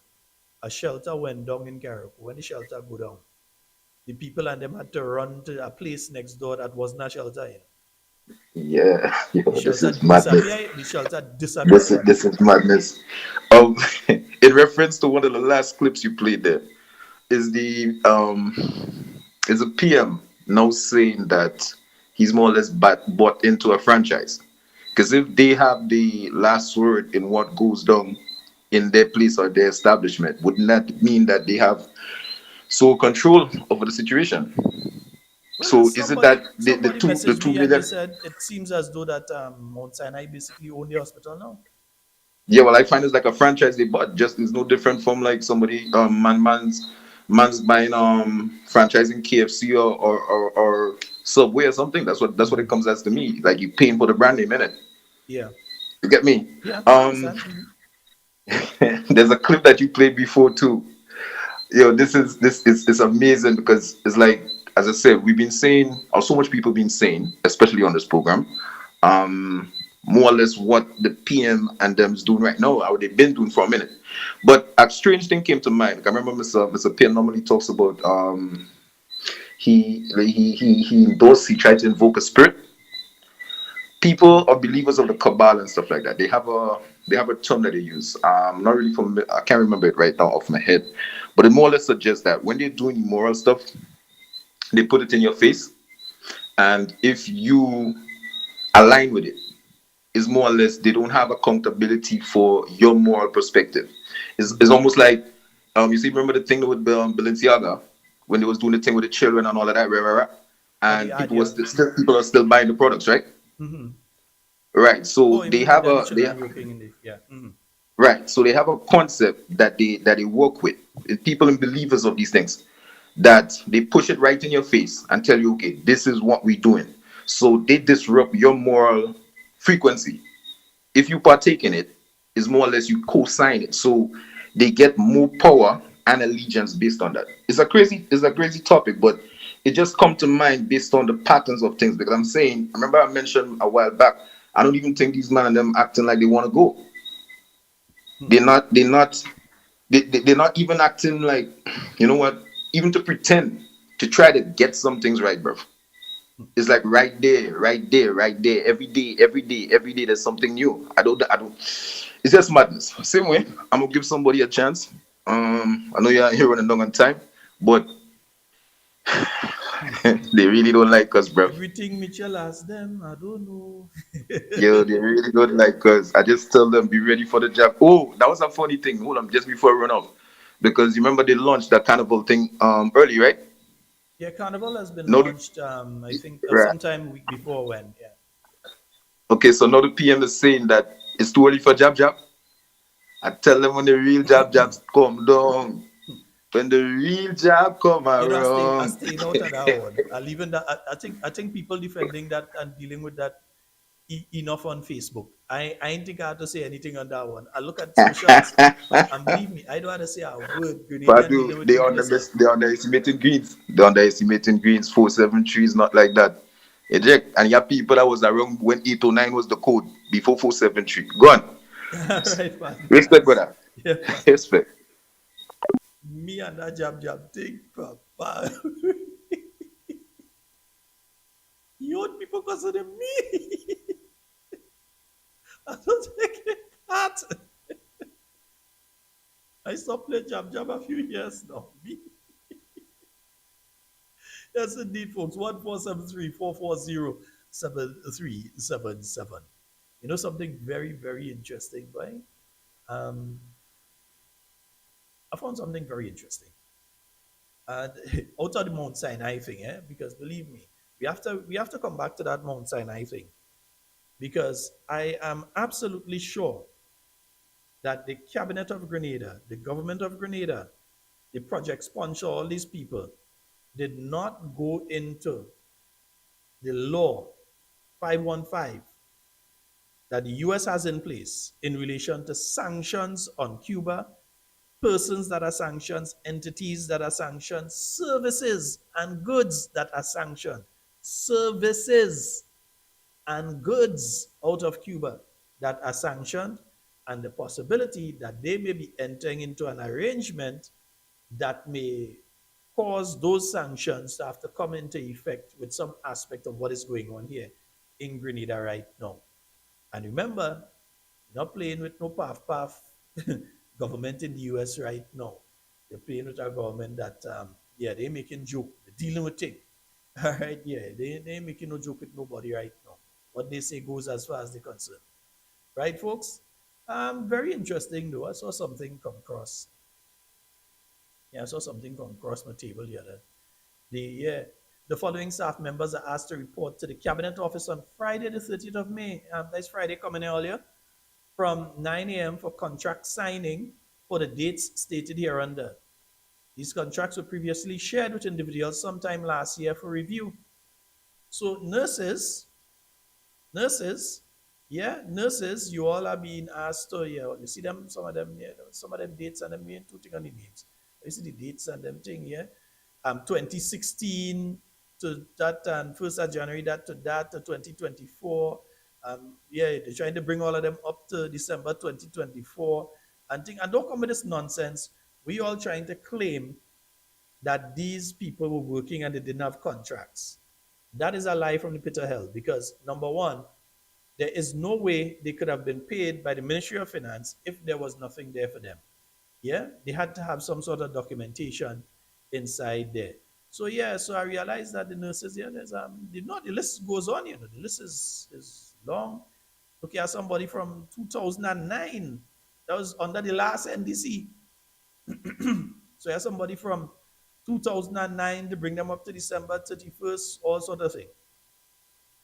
And I'm going somewhere with this. I'm not just pulling up this and showing people and letting people know and all this thing, right? So you have all of these nurses that are being asked to, I think it's some 58, but I think it would be a little under 58 if you ask me, because I believe some of the names were there twice. You recognize that one or two names, I saw them there more than once. So I think that it may be that they did it for one period under one, and then they paid for another period. So it may not quite be 58, but for all intents and purposes, 58. I thought contract work was illegal. I didn't expect them to be calling anybody to sign contracts and so. And according to statements that I've heard in the parliament and consistently made on the Mayday platform, I can tell you that Monday, Senator Andrew Lewis, good night, sir. Senator Andrew Lewis constantly makes this point. Formerly, you had President of the Public Workers Union, Mr. Brian Grimes, constantly made this point. You also have the present President of the Public Workers Union constantly makes this point, that after working for that extended period of time, you're not speaking about contracts again, these people are permanent workers within the system. Yet still you have them asking them to come in and sign contracts to this period. And you have to try to figure out now what is behind all of that. What could possibly be behind them attempting to do this at this point in time? Now it's the bait and switch, because they're going to tell the nurses. I know they won't come and tell the nurses already. I can figure it out. One of the things they're going to tell these nurses is that, hey, come in and sign that, and we're going to pay you retroactively for those periods. So you see one nurse there, maybe more than one, from 2009 up to 2024. You see in 2020, 2016, all those things coming up to 2024. So retroactively, we're going to give you a little something. So you might get a look at 5,000 here, a look at 6,000 there, maybe even at 10,000, and so we will give you retroactive. Come and sign them contract. Come and sign them. That's the bait. The switch. Which pension are you going to be paid under? Now, nurses, and I've heard from some nurses, they were promised that by April of this year, first they were told sometime last year, they would be made permanent. Now they heard April, we are in May, they have not been made permanent in April. Now you're seeing all these nurses being told, come down and sign this thing. And then there seems to be a sort of disconnect because there is one set of treatment for the nurses who are working within the hospitals, and there's another way that the nurses who are working at the clinics and or those places outside there, there's another way that those nurses are being treated. They are not being treated the same, even salary-wise. In fact, some nurses have reported that, one, there's a problem when it comes to them being charged tax. They're being taxed, the uniform allowance. So nurses, some of you may or may not know, receive a uniform allowance. Government is taxing them on the uniform allowance, where you're not supposed to be placing a tax on that. Yet still the nurses are being taxed on their uniform allowance. Outside of that, you also have the situation where ever since the implementation of the fortnightly pay, that things ain't adding up correctly. In other words, all your maths in for some of those nurses. Not all of them have the problems, but all your maths in properly. Also, explain to me, and I have the name of the individual, so don't try to tell me that a line I know what I'm talking about. I'd like them to explain to me how a nurse completes midwifery program, the midwifery program, in 2023 is made permanent right after early in 2024 when you have nurses that completed midwifery long before them, even in the 20-teens, the 2016 and 17 and 18 and so on, that have not been made permanent. But you're hearing is because of a friend thing, because they have family here and they have friend here, that they were made permanent in front of other people who have been there. Under the new National Party, yes, nurses have been on contracts, but the new National Party, bit by bit, were making nurses permanent. A lot of nurses, they're permanent right now, can tell you is under the NNP that they became permanent. If they are honest, they can tell you for a fact they became permanent under the new National Party. But with all of this that you see taking place there, the danger, and nurses, you need to ask that. One, are you going to be made permanent and when? Don't beat around the bush and say April, this, that, the other, and then that come and gone, and you come with another set of contracts and say backdated contracts. Remember, all of these contracts are backdated. You're basically signing a document for things that gone already. When you sign that contract, are you giving up your rights to the 1958 pension? Nurses, check all yourself.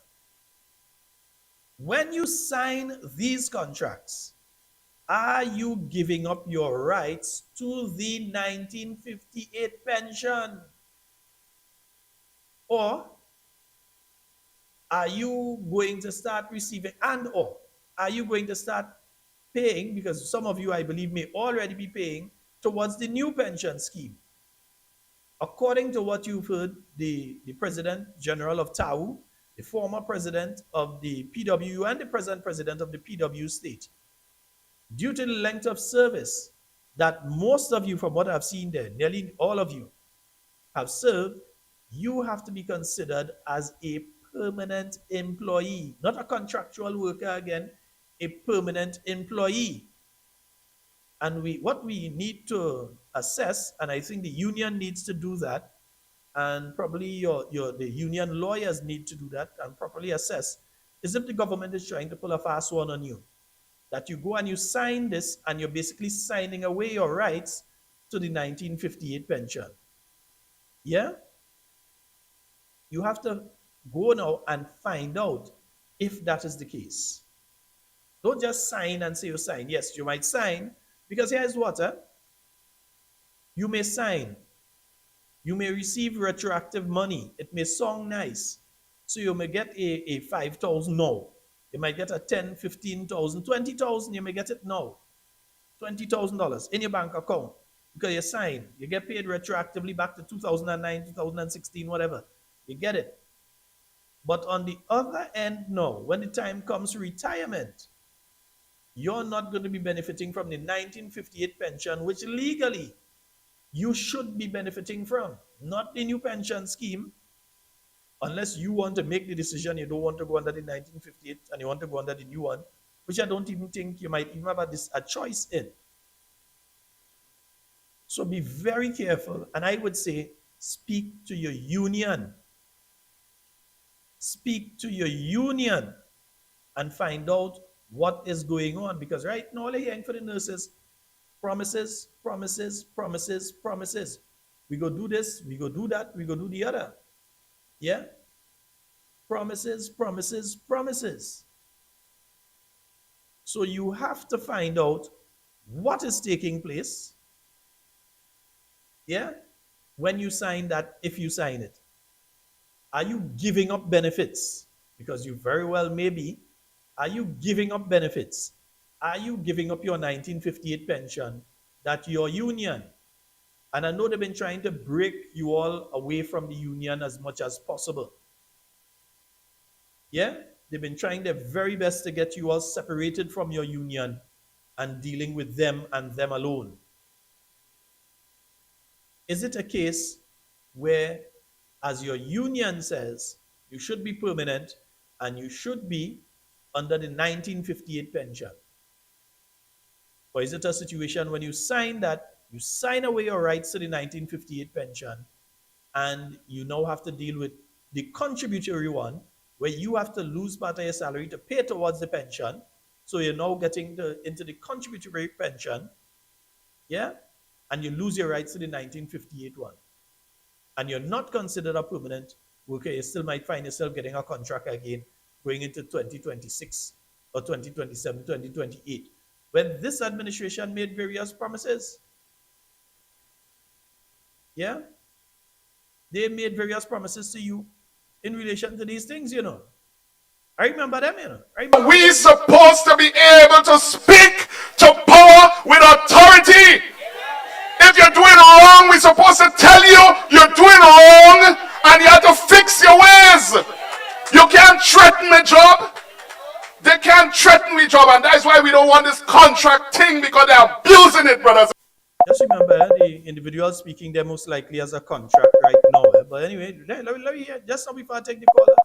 Let's see, caller, hold a moment, caller. Let me just finish this clip here. Let's just, you know. You have nurses on contract for years. Nurses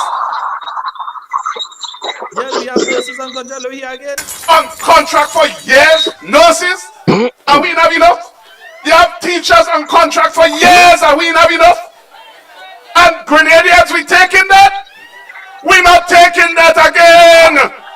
We're not taking that again. This is a contract worker. We have a caller online. Hello, good night. Yes, good evening, Brother Sheldon. Grenada, good evening. I'm good, thank you. All I'm right, there. right ahead. Listen, Brother Sheldon.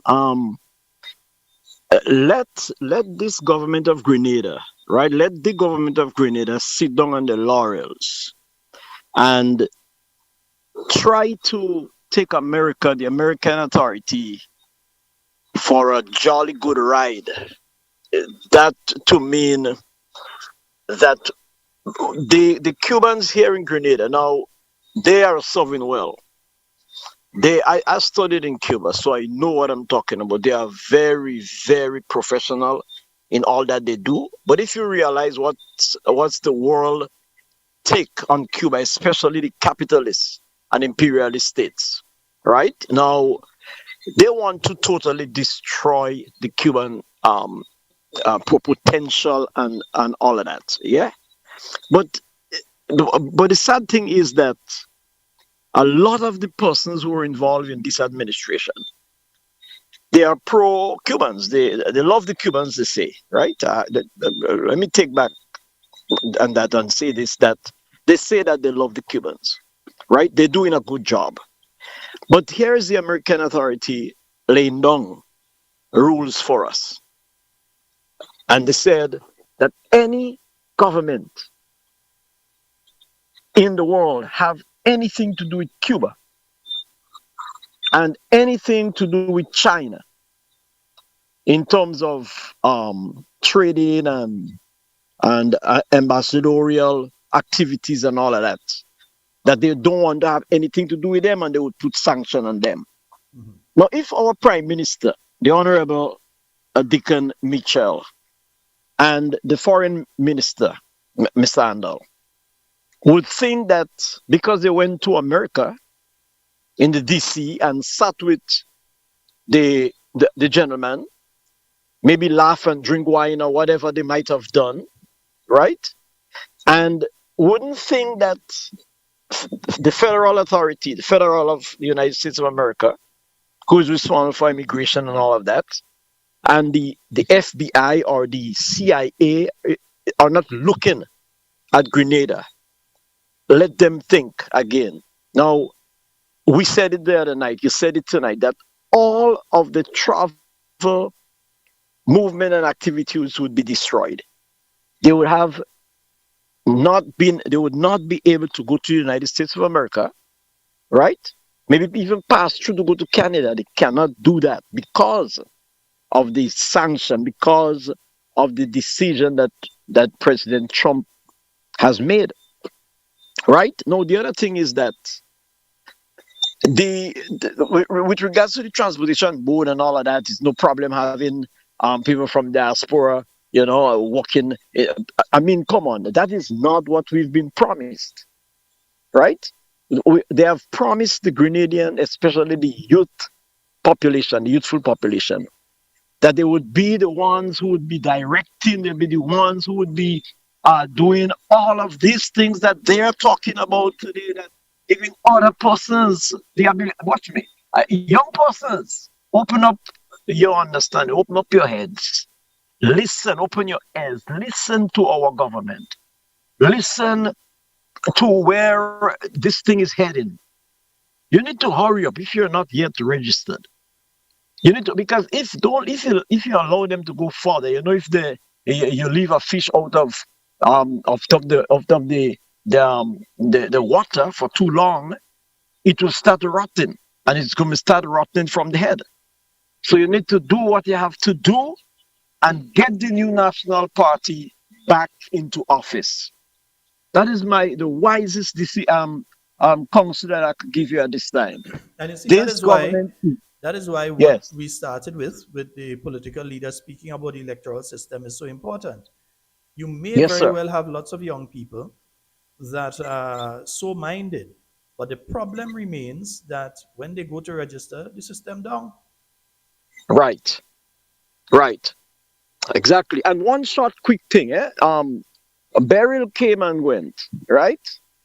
I was here in my house listening, and all of a sudden we lost every communication. We didn't know what was going on. We couldn't even tune into another island because we lost power. Okay, lost all the internet and all of that. Now I'm saying this to say that I went to sort a license to register my ham radio, and the NTRC, or what you call the people, they are non-functional at the time. I don't know what they do today up to now. So it means that the hurricane season is coming from next week, right? Ham radio operators are And very important. yes, because I'm not hearing the radio operators at all. I'm not hearing them, right?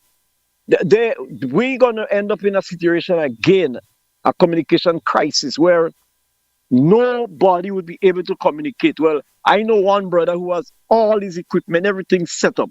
I was by him Sunday and he showed me everything, so in case something happened, what we should do. Right? Now I'm calling upon NAGMA, Dr. Terence Walters, right? To get up of his laurel and make sure that we have, and that's non-political. I want you to know that.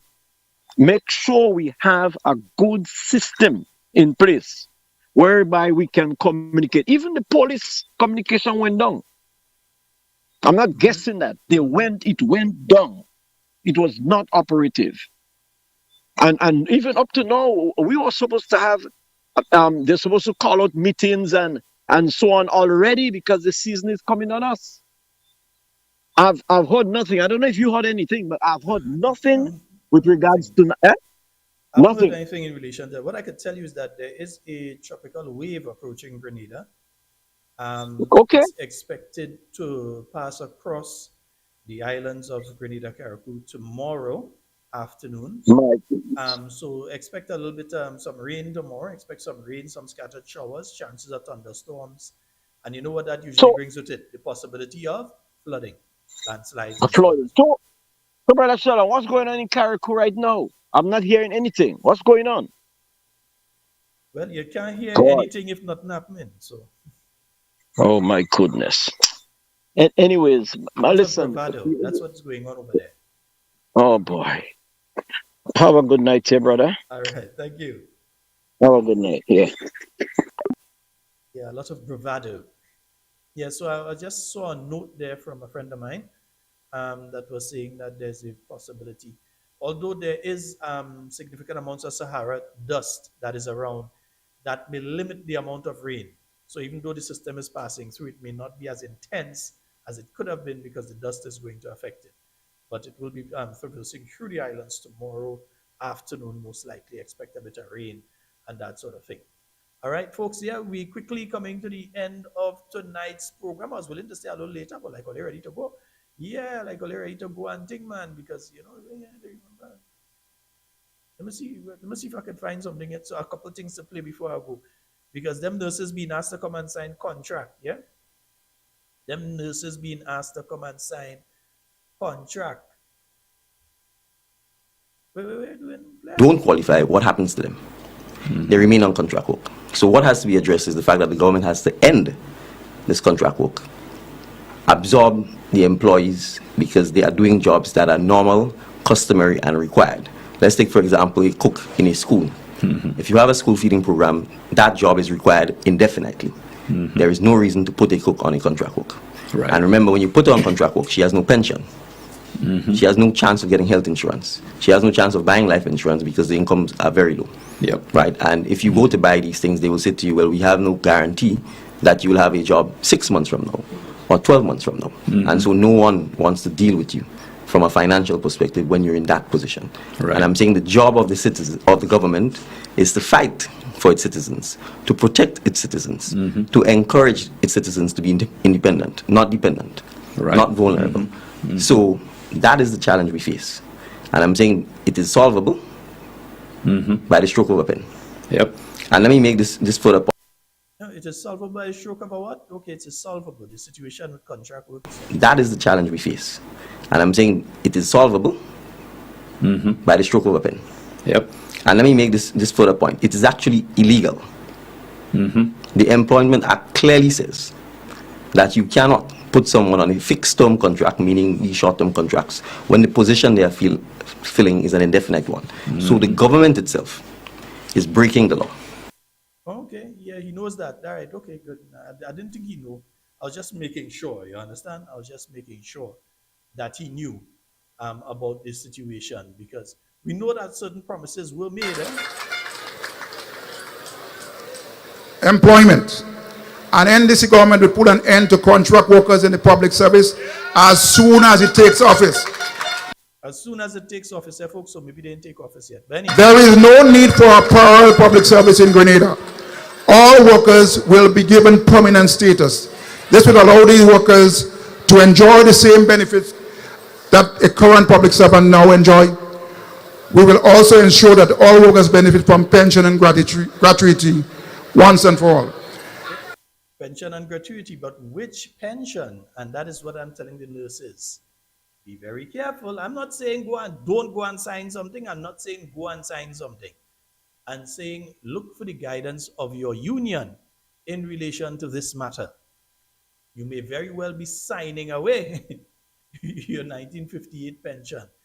Be very careful. You deal with a group of individuals that watch. They're slippery more than aloes. They're slippery more than aloes. Yeah? So you have to be careful. You've got. We must address in this country. And rest assured that the minimum wage will also be addressed. The National Democratic Congress is committed in doing so. Many of our young people are on contracts. Many of our young people, some of those that are employed, are underemployed. And there are many of us here in Carriacou and Petit Martinique that are unemployed. And we will be bringing the benefits to you, the young people of Carriacou and Petit Martinique.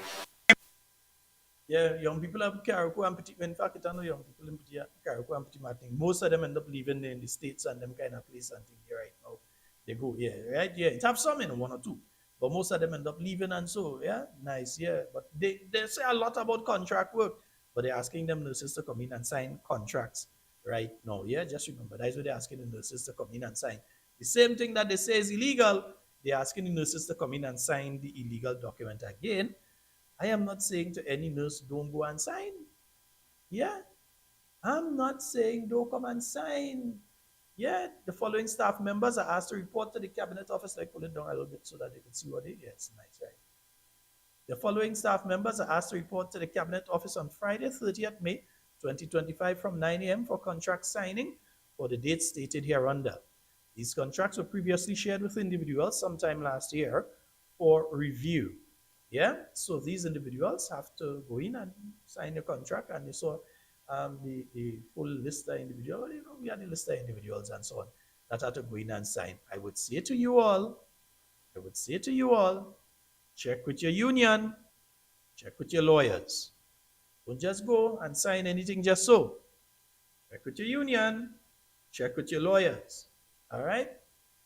Because you may very well be legally, and I'll use the word legally loosely because it may actually be legal, but legally, you may be giving up some rights that you have and kicking yourself later down the road when come time for pension.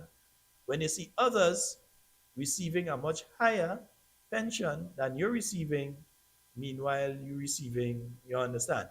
Yes, so be very, very careful in what you do and how you do it going forward. Folks, that's all the time we have for Talking Points tonight. Tomorrow night, as I said, we will be having the meeting taking place up there in River Sally. So we will be broadcasting that meeting taking place in River Sally. If it finishes on time, we will have Talking Points. If it does not, you know what is going to happen. So just remember that meeting is going to be taking place up there in River Sally tomorrow. Yeah, let me just bring that across. Nice. Yes, you're going to be having that meeting. Is taking place from 6:30 p.m. at River Sally Junction tomorrow. And you see the batting lineup, heavy batting lineup there. Mr. Bertrand John, you heard him speaking on agriculture on Talking Points before, so you know he's an individual that know what he about and so, yeah. And you have Honorable Dr. Keith Mitchell, Honorable Dr. Clarice Modest, Mrs. Amanda Japal George, and of course the political leader of the New National Party, the Honorable Emlyn Pierre. That's going to be at River Sally Junction from 6:30 tomorrow. We will be broadcasting via Talking Points tomorrow, so make sure that you tune in for that one. Also remember, meet the political leader, moves to St. David this Saturday from 3 p.m. out there at the Lassa Jess office. You have Mrs. Norleen Thompson. She will be there along with the Honorable Dr.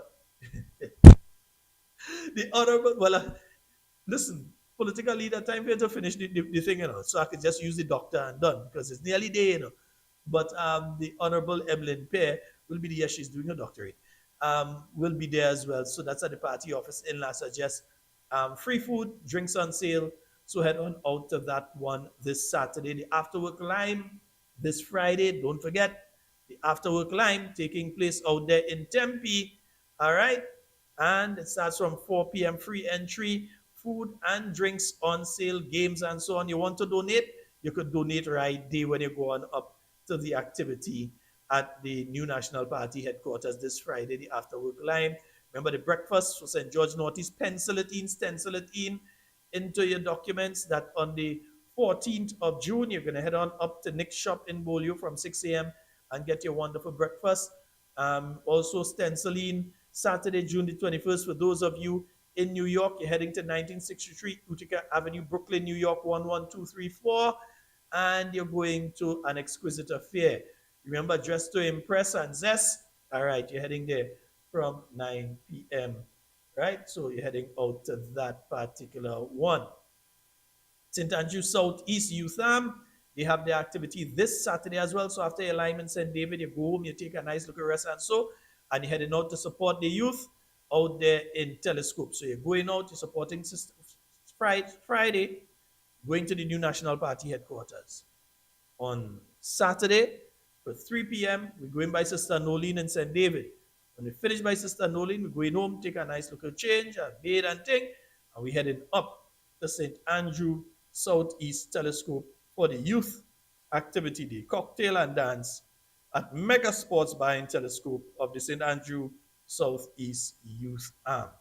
All right, and remember, little Kilani, right? Make sure, take a pen, make a note, get that information down.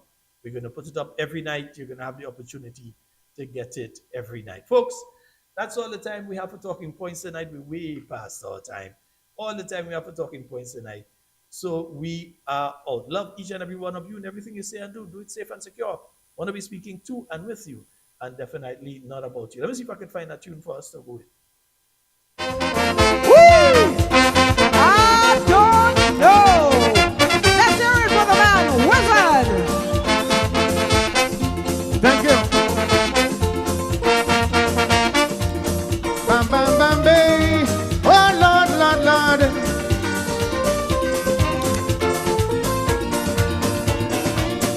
They say the man was a good teacher and education officer,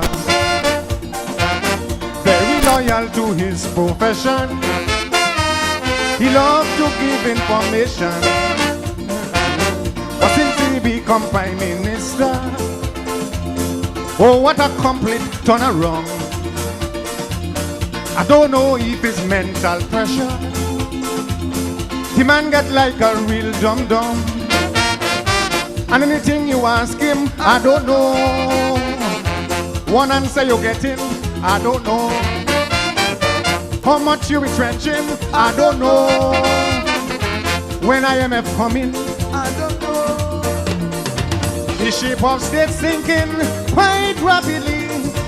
The captain knows nothing, what a tragedy. All what Mitchell ask him, I don't know. Don't care how they beg him, I don't know. What's about Ken Lansing? I don't know. Will you reinstate him? I don't know.